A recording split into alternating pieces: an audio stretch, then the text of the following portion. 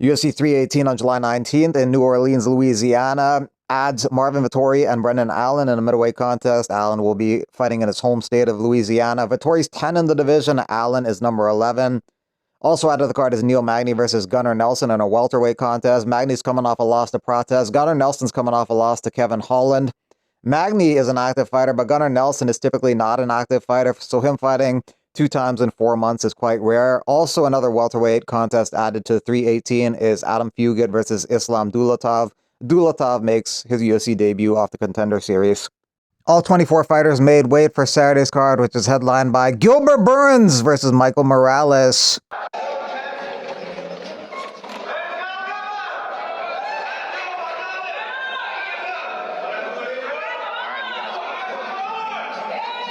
Arman Sarukian looking to fight Justin Gaethje on June 28th at UFC 317 International Fight Week. That's the card that is headlined by Ilia Topuria versus Charles Oliveira. So if something happens in the main event where they need a replacement, one of those guys could step in as well. I feel like it's supposed to be Gaethje.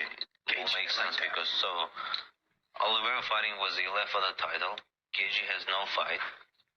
Poirier fighting with Max Holloway for the BMF title. Me and Justin doesn't have a fight. So it makes sense. They supposed to do the same card, International Fight Week, me versus Gaethje, and like who knows if someone get hurt, me or Gaethje can fight for the title. A ligament tear in his knee caused Davison Figueiredo to stop fighting against Corey Sandhagen, so he's going to be out for a little bit. I'm sure he'll try to do something stupid. I can definitely predict that he'll try. Make it about him, try steal the limelight. Hey, but he's got a tough fight in front of him. All I hope is Ravel gives him a hiding. If not, when I win the belt, I'm sure the UFC will match that up, and it'll be one of the biggest fights to make, just because of the lead up that we've had in our history. But to be honest, like I don't have to give him any attention because I'm the one that's fighting for a world title. He's on the prelims, so worry about the fight that's in front of him. And I'll worry about the fight that's in front of me. Just don't get in my face. Don't throw a drink bottle at me because it won't be the same reaction as last time where, I was pretty civil about it. I knew that, leave it for the fights. But if he ever tries to do that shit again, it's not going to be the same. Ludovic Klein signs a multi-fight deal with the UFC. First fight at the end of this month, May 31st, against Gamrot at the UFC Apex. A chance for him to break into the top 7. Gamrot wanted to fight Benoit Saint-Denis. Benoit Saint-Denis says he didn't turn down the fight. No way I turned down the fight. It's a fight that I would love, is what he says. But Cody Durden says BSD is full of shit. Definitely said no to fighting Gamrot. I read the text. If you say no to someone, at least stand on it. Don't call Gamrot a liar. Sean Strickland apparently has his next fight booked, according to something that DeRitter said. DeRitter wanted to fight Strickland next, but was given the main event against Robert Whittaker, Abu Dhabi, July 26th. He says it's because Strickland already has a fight. Who that fight is? Well, talk of the town, word on the street is it's Izzy Adesanya. Sean versus Izzy, the battle of the biggest fall-offs. Izzy at UFC Noche. Izzy or Caio Bahayo, 100%. Caio's restrained with Strickland. He's called out everyone but him. He also tweeted it's Izzy versus Strickland. Both Whittaker and RDR wanted that fight, but it seems like UFC told them Sean was booked. Izzy has been pushing for the rematch, trained with Goggins, who has beef with Sean. It's 99% Izzy rematch, unfortunately. So DDP takes on Hamza. Nasruddin Imavov is the backup for that fight. Strickland takes on Adesanya. We think so. And then Robert Whittaker takes on RDR. Whittaker or RDR? I'm picking RDR, man. He's the new DDP. RDR is the new DDP, but taller.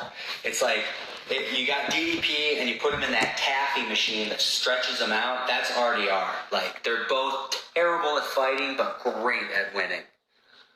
DDP, third round TKO. I do not disagree with you, my friend. I do not disagree. Speaking of RDR and DDP, RDR thinks that DDP would beat Hamzat in the championship rounds of their fight. I think Dricus will win, yeah. I don't think Hamzat is going to get him out of there early, and Dricus is a motherfucker, man. He keeps going, and every round, though it doesn't really look better, he looks better. His technique, he gets better every round, and I see Drake is like finishing him in the late rounds, like fourth round, fifth round, maybe, with a lot of volume. I see Hamza maybe taking him down in the first, second round, getting to his back, maybe. Yeah, I don't know. I think Dricus has a good shot. Opening odds for Apache Mix versus Mario Batista. That's UFC 316 in less than a month in Newark, New Jersey. Apache Mix making his UFC debut. Even money. Opening odds, even money, minus 110 both sides. I think Apache Mix might get this fight to the ground and get the sub, so we'll go with Apache Mix on that. I think the line's going to move in his favor. What's up, everybody? Chito here. Unfortunately, the news are true, and I had to pull out of my fight in Jersey. And you know, it sucks because in 24 UFC fights, I had never had to pull out due to an injury, and you know, I've been blessed with a strong body and a strong mind. So, you know, there's always a first time for something, and it sucks because now I have to, you know, recover, settle down. But at the end of the day, everything comes to us for a reason, and you know, this is just time to heal now. So I will put all my energy, all the same discipline and the same work ethic that I have into getting ready for a fight. I'm gonna use it into get this healthy, go from here, and you know, get back in the horse. I was dying to perform. I was like very excited to get in front of a fun crowd in Jersey and put in a show. But like I say, time to heal, time to get better, and eventually I get back to the horse. The dream is still on. I'm hungry, and I'm gonna make sure I'm 100% to kick some ass very soon. And thanks everybody for the support, to my sponsors, my team, my family, and I'll be back better than ever. This is one of Merab Dvalishvili's training partners for his fight with Sean O'Malley. They're getting him to move like Sean O'Malley and even have a similar hairstyle.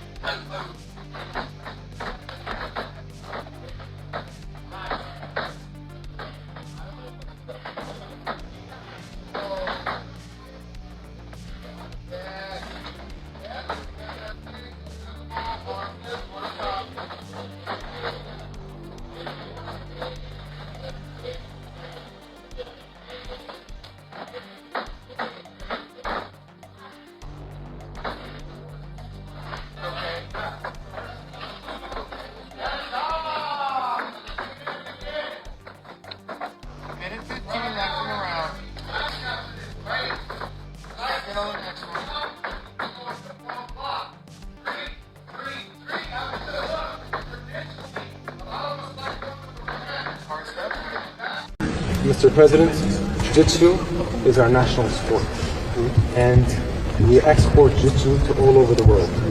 And predominantly, one of our biggest partners is the US, where we host several championships throughout US cities. Last year, we hosted the World Jiu-Jitsu Championships in Dallas.